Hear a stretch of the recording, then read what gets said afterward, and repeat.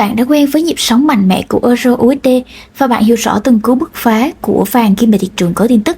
Nhưng mà mỗi tối theo giờ Việt Nam mình, khi mà thị trường châu Âu dần hạ nhiệt, thì ở bên kia bán cầu, một sân khấu đầu tư khác lại bắt đầu sáng đèn, đó chính là Apple, Nvidia, Tesla hay là Microsoft bước vào vũ đài, dẫn dắt những con sóng tăng trưởng có thể kéo dài không chỉ vài ngày mà hàng tuần, thậm chí là hàng tháng. Và điều thú vị nhất là bạn không cần phải rời khỏi nền tảng quen thuộc để tham gia. XNET vốn được biết đến như một sàn giao dịch Forex hàng đầu và giờ đây nó đã trở thành cầu nối trực tiếp với phố Wall. Vậy thì câu hỏi đặt ra là bạn có đang bỏ lỡ một thị trường khổng lồ ngay trước mắt mình? Video ngày hôm nay sẽ là một cẩm nang chuyên sâu giúp bạn hiểu vì sao giao dịch cổ phiếu trên sàn XNET không chỉ là một lựa chọn thêm mà còn là một bước tiến chiến lược cho những trader mới lẫn cả những nhà giao dịch dày dặn kinh nghiệm. Đây là channel X Trading, nơi cung cấp những thông tin hữu ích nhất về hoạt động trading trên sàn XNET. X Trading là đối tác phát triển hàng đầu của XNET tại Việt Nam. Nếu bạn là người mới đến với X Trading, hãy bấm vào nút đăng ký kênh để có thể nhận được những video mới nhất mà X Trading phát hành. Nếu có thắc mắc nào, hãy để lại bình luận bên dưới video này. Team X Trading sẽ giải đáp bạn trong thời gian sớm nhất. Hướng dẫn đăng ký tài khoản và các thông tin update mới nhất về sàn XNET chúng tôi có để trong phần mô tả và bình luận ghim của video. Ngoài channel mà bạn đang tìm hiểu, bạn có thể truy cập vào website của kênh X Trading để tìm hiểu những thông tin về sàn XNET. Đường link của website tôi có để trong phần bình luận ghim hoặc trong phần mô tả của video. Đầu tiên thì chúng ta sẽ cùng nhau phân tích tại sao trader chuyên nghiệp cần phải giao dịch cổ phiếu Mỹ. Thứ nhất là tại vì chúng ta cần phải đa dạng hóa danh mục và nguyên tắc vàng. Một trong những sai lầm phổ biến của những trader là dồn toàn bộ bộ sưu tập của mình, toàn bộ vốn của mình vào một tài sản duy nhất. Thực tế thì thị trường Forex và thị trường cổ phiếu không phải lúc nào cũng di chuyển cùng chiều. Bằng cách phân bổ một số vốn sang cổ phiếu thì bạn có thể giảm đi rủi ro tổng và tận dụng những cơ hội tăng trưởng độc lập với Forex. Và đây chính là nguyên tắc quản lý danh mục cơ bản mà các quỹ lớn luôn áp dụng. Thứ hai là giao dịch theo xu hướng bền vững. Hãy mở một biểu đồ tuần của S&P 500 hoặc là cổ phiếu Microsoft thì bạn sẽ thấy được một điều rất là khác biệt rõ rệt. Trong khi nhiều cặp tiền thường rơi vào trạng thái đi ngang kéo dài thì các cổ phiếu blue chip của thị trường Mỹ hình thành những xu hướng tăng dài hạn rất là rõ ràng. Đây chính là một mảnh đất màu mỡ cho các chiến lược swing trading và pattern trading, nơi mà trader có thể cưỡi sóng theo xu hướng thay vì phải liên tục lướt sóng ngắn. Và thứ ba là lợi thế độc lập trên XNET, mua dài hạn swap free. Đây là một điểm thay đổi cuộc chơi.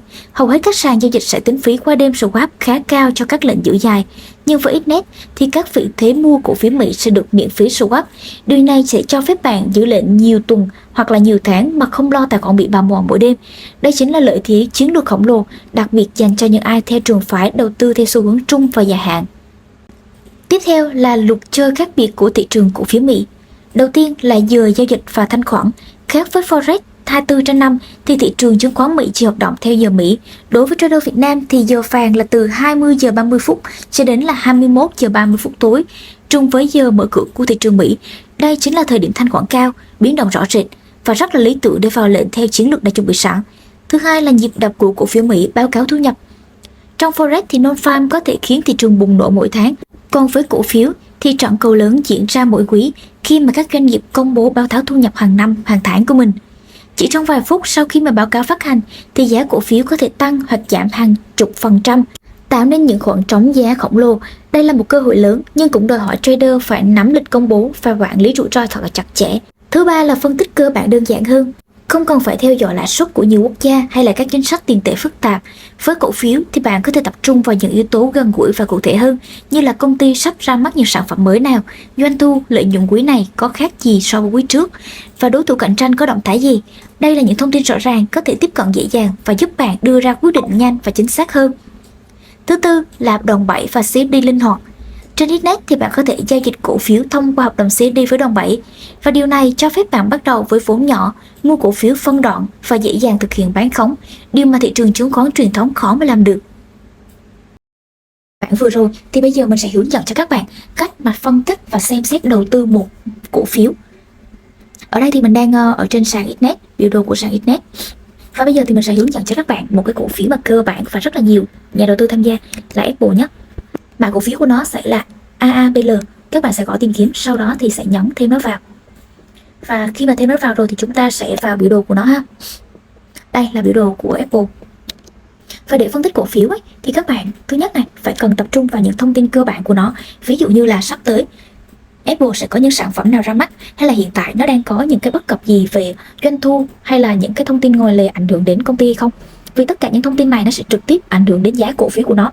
Chỉ cần có một cái thông tin, ví dụ như là sắp ra mắt iPhone 17 đi, thì cổ phiếu Apple nó sẽ tăng trưởng rất là mạnh trong những cái thời điểm mà ra sản phẩm mới. Và ở đây, sau khi mà đã nhận được những thông tin cơ bản rồi, các bạn cảm thấy cái mã cổ phiếu này có tiềm năng thì chúng ta sẽ tiến vào phân tích kỹ thuật. Ở đây thì mình sẽ thực hiện phân tích kỹ thuật trên H1 ha. Rồi, như các bạn đã thấy này, trước đó thì Apple đã tăng dài hạn, rồi tăng rất là mạnh luôn, từ cái đoạn 227 nó đã tăng lên tới là 258, có nghĩa là tăng hơn 30 đô. Tăng 30 đô và sau đó thì nó đã giảm về và hiện tại đang nằm ở mức giá là 248. Và các bạn để ý này, hiện tại nằm ở mức giá 248 và nó đang chạm lại đường MA. Nó chạm lại vùng kháng cự rồi này, đường MA sẽ là một vùng kháng cự động.